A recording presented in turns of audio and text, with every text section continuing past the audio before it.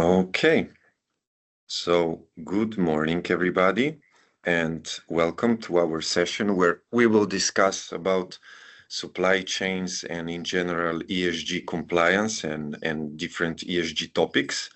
I'm Robert, I come from BE-terna, where we do mostly data and technology consulting regarding ESG, and we are also developing our own ESG reporting software that will help our customers, to collect all of the data.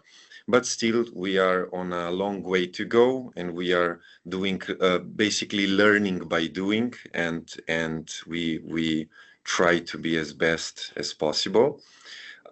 Today, with me, I am very happy to welcome Biljana Lazarevic, which is a senior consultant at Casaforte, one of the companies that we are trying to build a relationship and a partnership in different areas. She's also an EBRD listed consultant. So congratulations, Biljana. Then we can present Ernest Vlačić, a PhD professor at FEFA faculty and director of Internationalization faculty. So welcome, Ernest. And then finally, Nemanja Lojanica, associate professor in Center for Green Economy at the University Kragujevac. Maybe for starters, one question that I've added into the questionnaire just yesterday, and whoever thinks it's best or suited to respond to this, or at least you have an opinion on that, I would like maybe to ask you, what do you think, what's your opinion on the EU omnibus proposal that came, I think, 2 days ago, that for most of ESG specialists is quite disappointing, because they are saying that it's a sort of, I would say, deregulation or simplification of ESG in general in the European Union.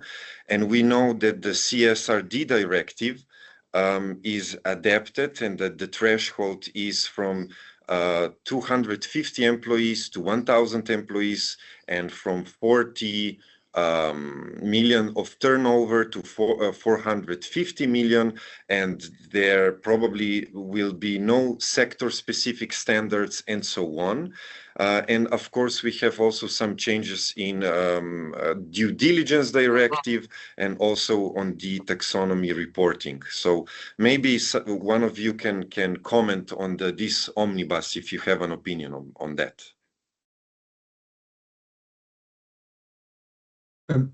Maybe I can start.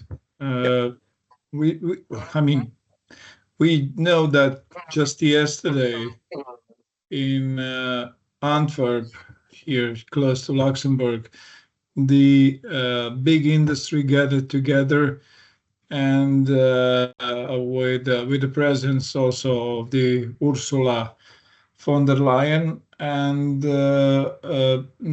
that event was called, or it was under the umbrella of the Clean Industrial Deal. And well, I was just looking, because that happened yesterday. I was just looking what was discussed there, and to be honest, what you were just saying before was again on the topic also of this large event, and this large event tackles an industrial transition in Europe, because probably you all know 1 year ago, exactly 1 year ago, the same Antwerp Declaration was released, complaining, I mean, it was based on the complaining of the large industry that the green transition and the path to net zero is too complex.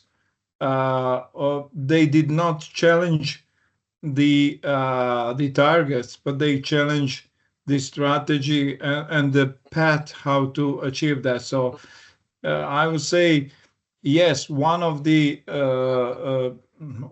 critics to the European Commission is the complex and strict regulation, and apparently European Commission decided to downgrade the complexity for the green transition in the future. This is just for starting. Mhm. Anybody from Nemanja side or Biljana would like to add something, maybe?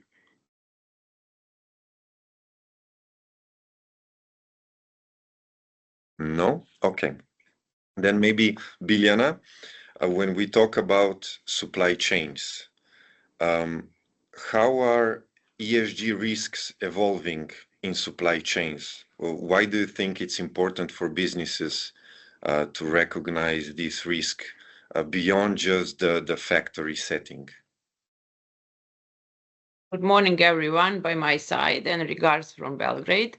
Thank you for opportunity to be part of this great roundtable. We are here early morning, so maybe we will woke up people about ESG risk in a supply chain, and maybe as addition to this, what Ernest said before. I think that one of biggest barriers in effectively addressing risk is the lack of understanding about sustainable business and practice in SME sector in Serbia, in EU and non-EU.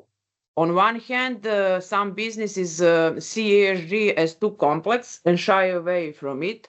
On the other hand, there are companies that oversimplify ESG and treating it like some checklist. So there are two different opposite sides of approach to ESG. When we talk about supply chain and businesses are global now and continue to be more globalized, and scope of ESG risk has extended beyond what many of us may associate with factories and manufacturing operation. Traditionally, ESG compliance was focused on factory setting. However, we are seeing today that ESG risk extend beyond far away from factory walls. A supply chain at the beginning become more digital. New risks are emerging. This is not just question about high electricity consumption, most of from fossil fuels for processing and cooling, but also high issue like data privacy, cybersecurity, and the ethical use of AI are increasingly critical. If business done carefully, this risk can pose threat not only their operation but also their reputation and customer trust. Till I talking about this, there are three letters that I mentioned. There are E letter about consumption of electricity. There are social SS, and there are G as government. So we need to be more clear about every letter in ESG strategy. At Casa Forte, company that I work for, we recognize that ESG is multidimensional issue and require experts from various fields. That's why in our consulting project, we collaborate with experts from academia, such as Professor Vlačić and Professor Lojanica, with IT sector as BE-terna to be in future, legal advisory engineers to create well-rounded solution. And to summarize, ESG risks are evolving and are no longer confined just to factories or production facility. With the complexity and global supply chain, digital platform, and consumer product life cycle, company need to take more holistic approach to risk management.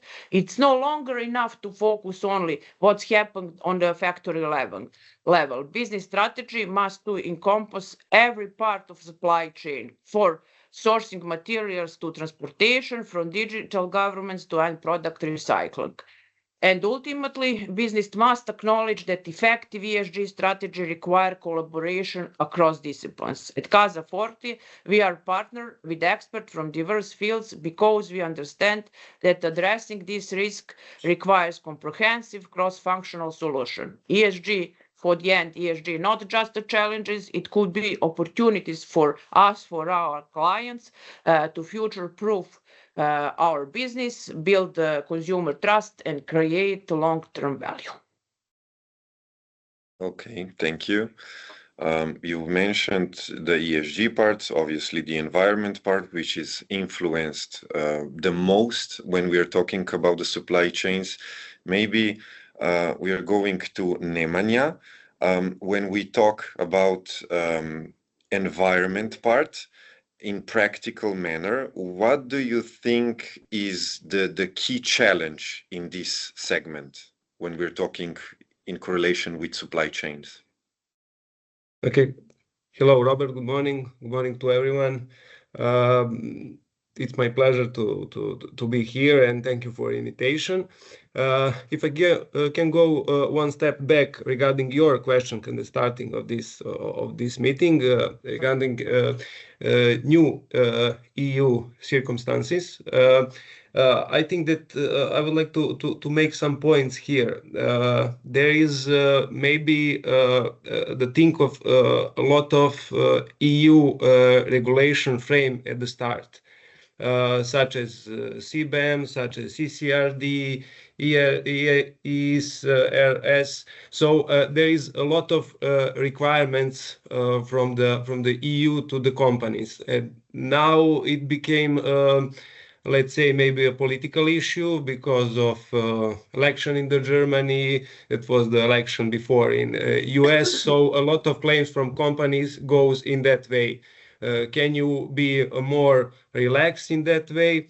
So that is a point why we have now a lot of let's say relaxed frame in that way. Also regarding CBAM, also regarding you already mentioned CCRD. But it is very important to notice that this topic is for sure the future now and before. Nowadays we have maybe decreasing EU funds regarding ESG, but this is also an actual topic, and it will be in the future. There are some goals till 2050 to be a climate neutral continent, the first one. So we have to be in that way oriented in the future. So that's some points regarding your previous question. And now about the component, the main issue is how to calculate CO2 footprint.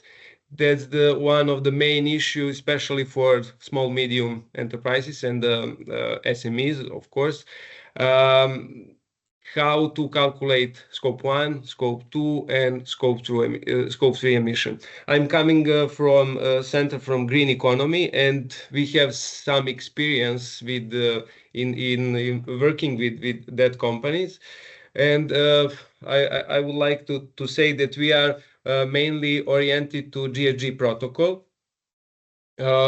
We can change exchange our experience because as I heard previously, you have some platform or software how to calculate emission, how to work with data. But we are mainly oriented to GHG protocol, which is of course freely available, internationally recognized, and it's there is a lot of guide how to work with all the data. One thing which is very important if you want to have a good calculation is to make appropriate boundaries. Boundaries in time frame if you want to calculate your footprint just oriented to one calendar year or fiscal year. Of course, organizational one is very important, how your organization is developed. In that way, we have some approaches such as equity share approach or control approach. If you want to be more oriented to operational or financial control, it is important at the starting point to conduct appropriate organizational boundaries, and after that you have the issue how to calculate operational one, such as scope 1, scope 2, and scope 3. Just briefly, in scope 1 we have sources of emissions owned or controlled by the company, like stationary one, like process one, fugitive, and so on, combustion, of course. This is the direct emission, and it is maybe the easiest one for the company to calculate. Also, we have indirect emissions like scope 2, which is related to electricity consumption, district heating, steam, and also from practical manner, we don't have a lot of problem with to calculate scope 1 and scope 2 for organization. But if you talk about scope 3, we talk about supply chain. So consumers, so producers, and that is the one practical issue comes on. It's a materiality assessment, how the organization assess their what is materiality important for them, which is what is the related to core business, what is related to and have a good impact or significance. That is the problem for a company. If you, for example, in scope 3 encompasses if you buy some products, if you buy some services, if you buy capital goods, and also all upstream and downstream emission which comes from your producers, from your supply chain, from your producers, and how you sell your products to consumers. So in practical manner, there are two big challenges. One is how to calculate your carbon footprint, scope 1, 2, and 3, which is the part of your ESG report. And additionally, within scope 3, how you process your materiality assessment, what is significant for you, how it is impact, and what is mainly related to your core business. So it will be for the start. It will be all. After that, we can go in discussion way. So that's. Thank you. Now, when you talk, when you mentioned obviously scope 1, scope 2, scope 3, and carbon footprint, maybe I could, how can I say, connect it with technological innovation, and maybe ask you, Ernest, how do you see the role of technological innovation in supporting businesses to implement environmental stewardship? Particularly, we are interested in Adriatic region and Balkan region. Yeah, thank you for the question. And we know, I mean, there are three critical criteria that you have to satisfy in order to have the successful green transition. The first one is, of course, political decision that this is high, I would say, highest on the agenda. The second one is then to secure financing for your green transition. And the third one, which is always and everywhere emphasized, is the ability to produce and adapt technological innovations. And even you have started today's podcast with the information that your company is working on the, I would say, AI-based ESG reporting for whatever, SMEs, large enterprises, and something like this. We have been discussing this, for example, last year in Piran and Umag as the probably as the one of the most promising technologies to tackle that reporting part at the moment for the ESG. And yes, innovation is extremely important. I'm also a president of the Thematic Innovation Council of Croatia in energy and environment.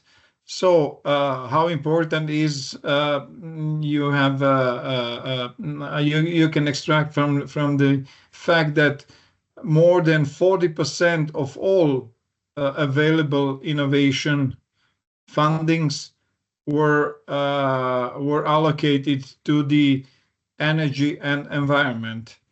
So the innovation in that segment is sometimes not so easy and not so simple, because we have usually problems with the adoption, and also we have problems with the I would say large scale commercialization.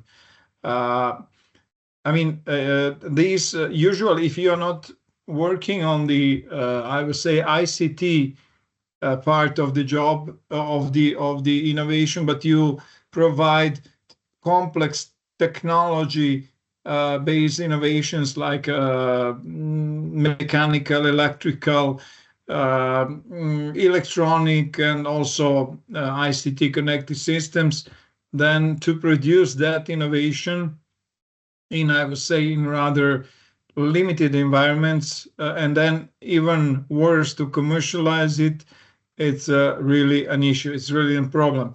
So what are these innovations now solving? They're solving, I mean, basics that are really connected with the green transition. The first one is the resource efficiency, or I would say scarcity, and on the other side, the waste reduction, not only in the industrial, on the industrial sites, but also on the urban sites and generally. And then we have the second one, which is extremely important for the Balkans and Adria region, as you are mentioning, understanding that Adria is extension with Slovenia and Croatia on the West Balkans. We have extremely complex renewable energy scene landscape. You know, I mean, we have at the moment we have really, I would say, a complex energy mix that really need innovative approaches, other technologies, or even, I would say, socially innovating on how to really tackle that issue. Then we have some environmental issues in the sense of monitoring and compliance. Again, AI here can help a lot. I'm here in Luxembourg just today, and the last 2 days I've been here listening 33 countries on how they are going to synergize the high performance supercomputing power and the AI that is emerging. And usually the environment, climate changes, biotechnologies that are related to the green transitions are at the highest level of the agenda that we are discussing here. And then, of course, the agriculture and food production also somehow belongs to the green transition, basically green transition. And here we have a degradation of the available production sites, and here we really need to work, I would say, strongly and also synergically to innovate. With the agriculture, you get then the food production, and the last, or one of the last but not least, we have the green building and infrastructure. A lot of innovation has been done there in a sense of better materials, using the photovoltaic or solar thermal energy panels in order to be able to provide self-sufficiency of the buildings. And again, we need really to invest, to innovate also in that field. So then, when you say when we understand what and where we have to include or work with the innovation, those were the fields. But then how to do that? The first one, probably the easiest one, is for companies to adopt new technologies. To simply purchase, buy new technologies and embed them in their operations, thus improving their competitiveness and compliance, I would say. For example, if SMEs around the region purchase your AI-based reporting tool, I mean, they will save a lot of money and technically become more competitive than their competitors there. That is the first way how to adopt. The second one, which I usually prefer, but it's not easy to work. I mean, it's to develop in our countries new technologies, green tech, envirotech, whatever technologies are related to the green transition, that they can market externally. Of course, they can be marketed also internally in our own ecosystems or in our own markets, but usually our Western Balkan countries or other countries are too small to be self-sufficient markets or for the commercialization of such, I would say, complex green tech products. So that is the second way how the innovation drives the green transition. The third one, I'm also witnessing a lot of startups, some less scale-ups based on green technologies. I was even surprised when I participated in certain pitching events for the startups and within accelerators, incubators, and so on. Usually 7, 8, 9 years ago, you would find them all ICT related. They were all pitching ICT issues. But now I'll say 5, 6 out of 10 are working on green technologies. And that is really impressive. And that is also fascinating. And that gives us some optimism that things will be better in the future.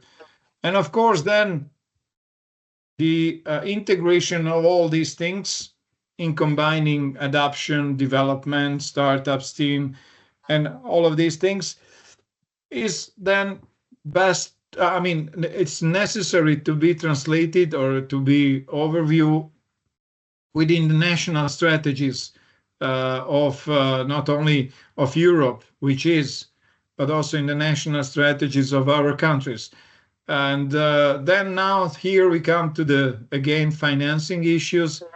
I mean, some countries are at the moment loaded with tons of money, some not. And this also at the end makes a difference. Just to give you an example of Croatia, in this accession period for that cohesion funding period, we've got, I would say, somewhere between 26 and 28 billions of euros in different categories. But one of them is absolutely innovating or innovation, green innovation. And some of those categories, again, they are again going and they're aiming the financing of the green transition, not only at the public sector infrastructure, but also in companies. So I would say the innovation is equally important critical success factor like the other two, the political decisions and also the financing. And I can stop here. Okay, thank you very much for an elaborate answer. We've mentioned technology, so maybe Biljana, tech companies often fly under the radar when it comes to emissions, and we see that some cloud companies have even higher emissions than usually people think.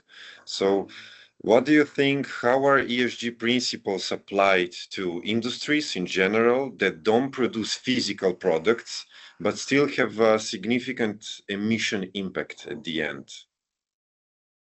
Thank you for your question, Robert. I will try to answer again in metrics, ESG metrics, to tackle the E, S, and G, and to try to explain this.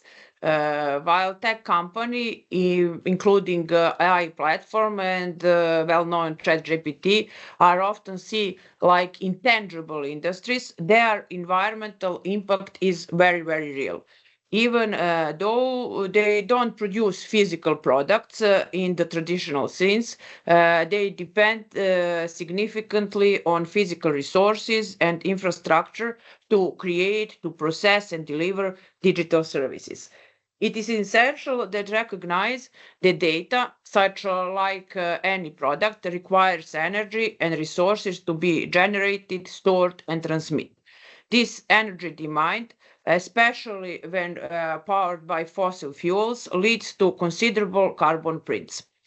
Tech and AI company consume large amount of energy to run their system, from processing AI queries to running machine. Each interaction requires significant resources. The challenge is higher because electricity used for this infrastructure come from non-renewable sources. The physical infrastructure behind AI technologies, such as servers and high-performance machine for cooling, also needs to be maintained and cooled. This cooling system consumes additional energy to keep machine from overheating. The energy-intensive nature of these operations mean that even though the product, data, or AI is intangible, the environmental cost and influence on environment is very, very real. ESG principles apply to way AI technology are development beyond environmental impact. Now we go to C and G letter of ESG matrix, such as ethical implication of AI, such as data privacy, algorithm bias, or its effect on jobs are becoming increasingly critical. Then companies now being urged to adopt socially responsible practice in developing AI models to ensure they are transparent, fair, and inclusive. This is G component.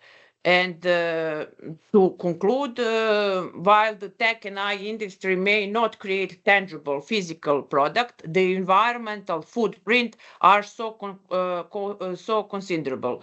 The product they produce, whatever it is, data or AI models, require significant energy to process, maintain, and transmit. And this industry that Ernest previous talking are continue to grow and grow all the time. And it is vital to apply ESG principles that focus on reducing energy consumption, transition to renewable energy, and improve supply chain connected to S and G component. By adopting this practice, tech and AI companies can make meaningful contribution to more sustainable future for all of us. Thank you, Biljana. When we talk about making some changes in or innovations or integrations into a company in order to meet ESG requirements and become more sustainable, companies usually let's say, meet some barriers, obstacles, or even challenges. So, Ernest, what do you think are these main barriers when we talk about green innovation and technologies and business models with companies, and how can policy frameworks help overcome these challenges to companies? Yeah, again, excellent questions, probably several thousand billions of euros heavy. And as I mentioned before, probably the biggest issue at the moment is to have to secure funding